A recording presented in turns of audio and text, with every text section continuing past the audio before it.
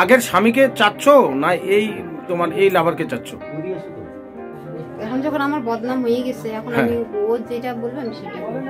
আমার স্বামী আমাকে টাকা আমাদেরকে সচ্চা চালাতে পারে না, তো অন্য একটা পুরুষ হতে সংসার থাকতে চায়, তার জন্য আমি দুজনের নামে কেস করে দেবো। সিভিক ভলান্টিয়ার দাদা পরকীয়ায় মজে ঘর বাঁধলো এ কার সাথে?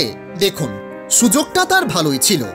রাতের অন্ধকারে নাইট ডিউটি সেরে বাড়িতে ফেরার আগেই রোজ একবার করে ঢু মেরে যেত এই স্থান থেকে, আর সেখানেই ছিল তার রাতের প্রেমিকা।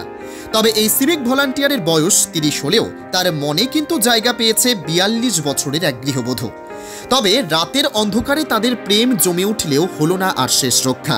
কিন্তু শেষমেশ যা ঘটল তা দেখলে হয়তো আপনি চমকে উঠবেন। ধূপগুড়ি থানাপাড়ার বাসিন্দা, ধূপগুড়ি থানায় কর্মরত বছর 30-এর এক সিভিক ভলান্টিয়ার 2 বছর ধরে প্রেমে হাবুডুবু খাচ্ছিলেন 9 নম্বর ওয়ার্ডের 42 বছরের এক গৃহবধূর সাথে। গতকাল রাত্রে ধূপগুড়ি থানায় ওই সিভিক ভলান্টিয়ার নাইট ডিউটি করে মোটর সাইকেলে করে গৃহবধূ প্রেমিকার কাছে গেলে হাতে নাতে ধরা পড়েন প্রতিবেশীদের হাতে। তারপর পাড়া প্রতিবেশী এবং ধূপগুড়ি থানার পুলিশ প্রশাসন তাদের দুজনকে জবানবন্দি নিয়ে ছেড়ে দেয়। ঘটনাটা চাউর হতেই এলাকায় অনেক মানুষের সমাগম হয়। এদিকে সিভিক ভলান্টিয়ারের বাড়িতেও রয়েছে বউ বাচ্চা, আবার 42 বছরের ওই গৃহবধূরও ছেলে মেয়ে রয়েছে। ছেলে এবারে উচ্চ মাধ্যমিক পরীক্ষার্থী, মেয়েটিরও বয়স 10-11 হবে। আরও জানা যায়, সিভিক ভলান্টিয়ারের বাবা ও তার বৌমা ঘটনাস্থলে উপস্থিত ছিলেন। তার রেজিস্ট্রি করা বউ বলেন, আমি দুজনের নামে এফআইআর করব। তার বাবা বলেন, আমার ছেলেকে অনেকবার শুধরাবার চেষ্টা করেছে কিন্তু শুধরায়নি। আমার ছেলে যদি এই মহিলার সাথে সুখী থাকতে পারে তাহলে আমার কোনো আপত্তি নেই। তিনি বলেন, আমার আগের বৌমা নিষ্কলঙ্ক, অত্যন্ত সৎ। 42 বছরের গৃহবধূর আসল স্বামী সহজ সরল, একেবারে মাটির মানুষ। এই সরলতার সুযোগে নিয়েছে সেই গৃহবধূ। আজকে এখানে কেন এসেছো? আমি দুজনের নামে কেস করতে আসছি। দুজন বলতে কারা? আমার স্বামী আর ওই যে মহিলাটার নামে। হ্যাঁ, কি কেস করবো? দুজনের নামে আমার সঙ্গে অত্যাচার করে, আমার 2টা সন্তান আছে, আমার সংসারটা নষ্ট করলো। তাই আমি দুজনের সঙ্গে জীবনটা। কি সংসার নষ্ট করছে? আমার একটা বড় ছেলে আছে 9 বছরের, একটা 1.5 বছরের মেয়ে আছে। আমার ওই বাচ্চার দুধ খাওয়ার কোনো অভাব নেই, পয়সা টয়সা নেই, কিছু নেই। তার জন্য যদি আমার স্বামী আমাকে টাকা আমাদেরকে সচ্চা চালাতে পারে না, তো অন্য একটা পুরুষ হতে সংসার থাকতে চায়, তার জন্য আমি দুজনের নামে কেস করে দেবো। তুমি নাকি স্বামীকে বের করে দিয়েছো? না, এটা ভুল ধারণা। আমাকে 3 বছরের জন্য ভাইয়ের সাথে সম্পর্কের কথা বলে আমাকে বাড়িতে 3 বছর ধরে রাইখা ও আকিব করছে। বাড়িতে আসে, এদিকে আমাদের যত কিছু কম্বল কেতা আছে সবকিছু নিয়ে বাড়ি থেকে চলে গেছে এই মহিলার সঙ্গে, আমাকে মিথ্যা কথা বলে। কতদিন আগে চলে গেছে? কতদিন মানে আমাকে ওখানে আমি বাড়িতে রাইখা এখানে বাড়িতে 2-3 দিন থাকে, তারপরে মানে আজ বান্ধে 13 দিন হলো ওইখানে থাকছে ভাড়া বাড়িতে। আমার সাথে ওর বন্ধুত্বের সম্পর্ক ছিল, ঠিক আছে, কিন্তু অনেকদিন আগে থেকে এখানকার পাড়ার লোক জানে। হ্যাঁ, তার কাছে আমি আশ্রয় নিয়েছি, তার কাছে আমি খাবার চাইছি, সে বন্ধুর মতো সে আমার পাশে ছিল, ঠিক আছে। সেটা আমার বউ পছন্দ করতো না, যে আমি ও বলতো যে আমি আমি আমি তোকে কোনো দিক দিয়ে আমি ওর সাথে থাকতে দিব না, তাহলে আমি ওর সব ভাইয়ের সাথে থাকতে পারবে।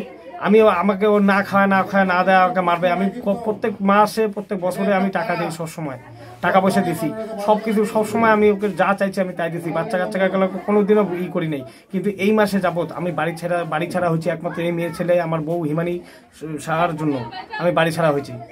এই বাড়ি আমার সাথে ওর বন্ধুত্বের সম্পর্ক ছিল, ঠিক আছে, কিন্তু অনেকদিন আগে থেকে এখানকার পাড়ার লোক জানে। হ্যাঁ, তার কাছে আমি আশ্রয় নিয়েছি, তার কাছে আমি খাবার চাইছি, সে বন্ধুর মতো সে আমার পাশে ছিল, ঠিক আছে। সেটা আমার বউ পছন্দ করতো না, যে আমি ও বলতো যে আমি আমি আমি তোকে কোনো দিক দিয়ে আমি ওর সাথে থাকতে দিব না, তাহলে আমি ওর সব ভাইয়ের সাথে থাকতে পারবে। আমাকে ও না খাওয়া না দেয়, আমাকে মারবে। আমি প্রত্যেক মাসে প্রত্যেক বছরে আমি টাকা দিই, সবসময় টাকা পয়সা দিছি, সবকিছু সবসময় আমি ওকে যা চাইছি আমি তাই দিছি। বাচ্চা গেলে কোনোদিনও করি নাই, কিন্তু এই মাসে যাবত আমি বাড়ি ছাড়া হয়েছি একমাত্র এই মেয়ে ছেলে আমার বউ হিমানি সারার জন্য আমি বাড়ি ছাড়া হয়েছি। তুমি কি জানো ও বিবাহিত?